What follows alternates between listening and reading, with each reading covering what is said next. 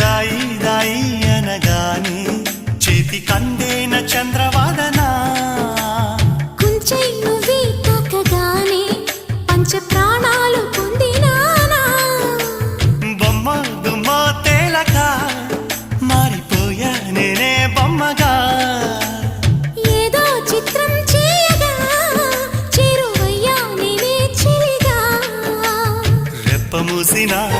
తప్పుకోనని కంటి పాప ఇంటిలోన ఏరి కోరి చేరుకు